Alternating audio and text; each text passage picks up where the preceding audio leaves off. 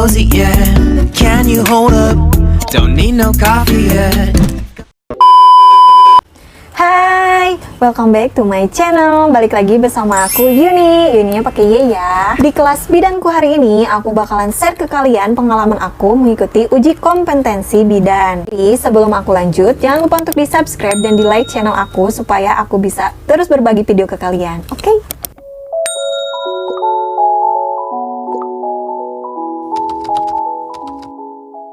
Nah, untuk sekarang, bidan itu harus mengikuti UKOM, yaitu uji kompetensi. Mana UKOM ini dilaksanakan ketika kalian mau lulus D3 kebidanan ataupun D4 kebidanan. Nah, untuk D3 kebidanan sendiri, aku waktu itu mengikuti UKOM ini di tahun 2014. Ini tuh kalau nggak salah waktu pertama kali angkatan yang mengikuti UKOM untuk mendapatkan STR. UKOM sendiri atau uji kom sendiri itu dilaksanakan untuk kalian mendapatkan STR. Jadi kalau kalian misalkan nggak lulus uji kom, kalian tidak akan mendapatkan STR. Kalau angkatan dulu kan cukup kayak memenuhi nilai-nilai atau uprak di kebidanan gitu, jadi bisa langsung dapat STR. Tapi untuk angkatan terutama di tahun 2014 sampai sekarang itu diwajibkan semua mahasiswa kebidanan itu mengikuti uji kom atau UKOM. Kalau misalkan nggak lulus berarti kalian nggak dapat STR dan kalian harus mengulang lagi UKOM angkatan yang lainnya, atau misalkan kalian lulus tahun 2014 kalian nggak lulus UKOM di tahun 2015 kalian harus mengikuti lagi. Kalau misalkan nggak lulus lagi terus-terusan aja sampai kalian. Nah, dulu aku ketika mengikuti UKOM ini kita tuh kayak kalau bahasa Sundanya itu kayak digeder gitu, kayak digeder untuk tryout selama berminggu-minggu, berbulan-bulan supaya kita tuh semua itu lulus untuk mengikuti UKOM tersebut. Karena untuk angkatan aku sendiri, itu angkatan 2014 itu, kalau nggak salah itu angkatan pertama kali mengikuti uji kom. Cobaan di angkatan kita ini banyak yang lulus atau enggak gitu di UKOM sendiri. Nah, waktu angkatan 2014 itu ternyata banyak yang lulus, nah lanjutlah ke sananya gitu. Ada UKOM-UKOM yang lainnya.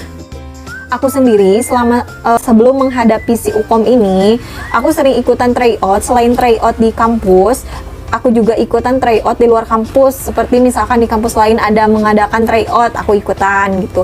Kalau misalkan ada di kampus mana lagi, aku ikutan kayak gitu. Jadi dulu mah kan belum booming kayak misalkan belajar lewat YouTube, terus ada soal-soal contoh lewat YouTube itu sama sekali nggak ada. Kita hanya modal kertas kayak zaman dulu itu loh, kayak misalkan dikasih kertas itu isinya soal-soal kasus semuanya gitu. Kita tuh harus belajar itu terus menerus, kita harus paham tentang soalnya juga, terus kita juga harus sering-sering ikut tryout di kampus lain gitu. Jangan cuman dapet tryoutan dari kampus aja gitu. Jadi kita tuh harus benar-benar kayak misalkan jangan stuck misalkan belajar hanya pelajaran dari kampus kita gitu. Kita juga harus misalkan ikutan tryout di luar kampus kita untuk terus-menerus mengasah ilmu kita.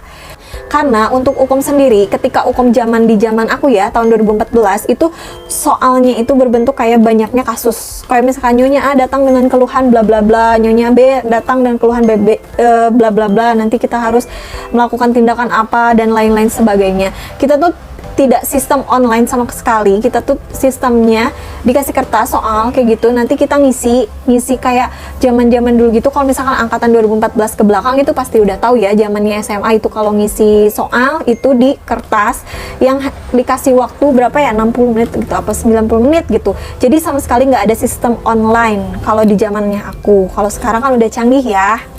Dulu itu selama beberapa bulan setelah beres kayak misalkan mau wisuda gitu ya, kita tuh masih terus digeder gitu, kayak digeder bahasa apa gitu ya, kalau bahasa Sundanya kan digeder ya, masih terusan itu terus dikasih soal sama dosen gitu ya, dikasih pembahasan, dikasih soal, pokoknya tiap hari itu perkuliahan kita tuh isinya itu ngebahas soal si tryout itu, sampai benar-benar kita paham banget sih alur soal itu. Nggak dikasih jawaban sama sekali, kita nggak dikasih bocoran atau apapun, hanya dikasih tahu kita harus belajar kasus-kasus, terus belajar menghadapi cara misalkan pasien ini kalau datang pendarahan kita harus apa, tindakan awal kita harus apa, pertolongan pertama kita harus apa gitu. setelah berbulan-bulan, kayak misalnya setelah berbulan-bulan belajar try out gitu, baru pas kita menghadapi uji kom sendiri itu, kalau aku waktu itu sesuai absen. Aku kan karena namanya dari Y, otomatis aku kebagiannya itu terakhir, golongan terakhir.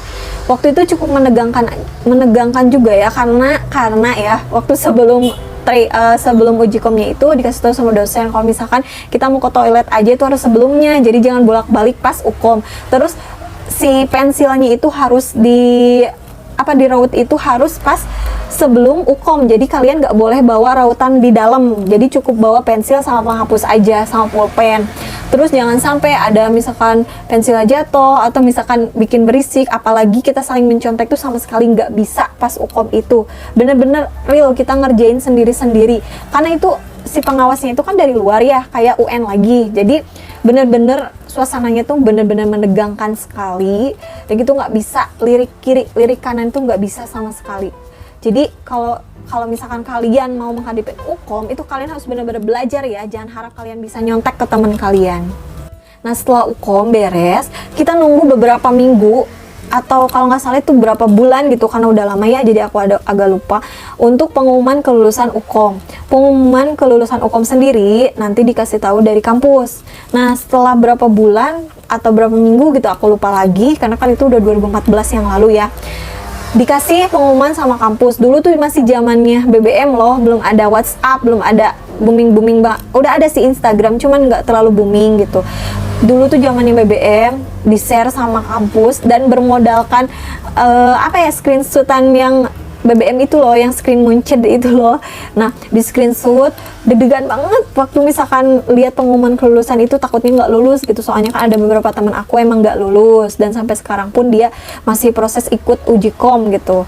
Nah di situ bener-bener deg-degan banget ya waktu nunggu uji kom itu. Nama itu aku search, kan nama aku paling akhir tuh, kan uni itu ada dua uninya, yang satu uni I, yang satu uni Y gitu.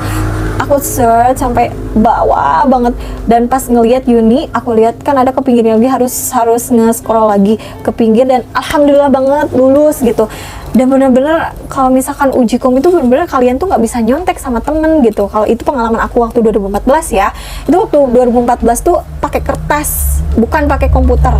Jadi cuman pakai kertas, kalian modal bawa pensil, penghapus sama pulpen aja.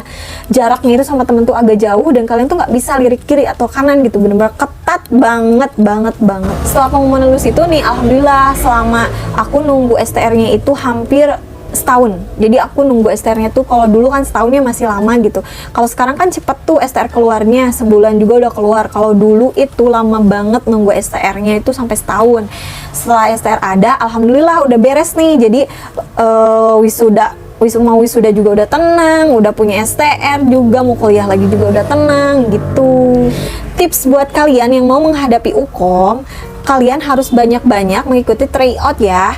Terutama kan sekarang udah canggih nih, di YouTube juga udah banyak kayak contoh-contoh soalnya gitu. Jadi kalian harus banyak baca, banyak menerapkan prakteknya juga, terus banyak belajar kasus-kasus juga, karena soal-soalnya itu nggak selalu teori. Jadi soal-soalnya itu banyak ke kasus, kayak misalkan pasiennya itu pendarahan atau apa, tindakan pertama kita itu apa, kayak gitu. Jadi banyak-banyak ikut tryout, banyak-banyak nonton di YouTube, belajar di YouTube juga gitu. Jangan mengandalkan gimana nanti, itu nggak bisa, karena pas hari hanya ukom itu benar-benar ketat banget peraturannya. Kalau pas zaman aku ya, itu nggak bisa lirik kiri lirik kanan gitu, kalian nggak bisa sembarangan nyontek, kalau ketahuan ya fatal gitu. Semangat terus ya buat kalian yang masih kuliah, terutama yang masih jadi mahasiswa kebidanan tingkat akhir, yang rentan-rentannya, yang sedang stres-stresnya, sedang pusing-pusingnya. Semangat buat kalian untuk menghadapi ukom. Aku doain semoga kalian semua lulus, asalkan kalian mau belajar dan ikut tryout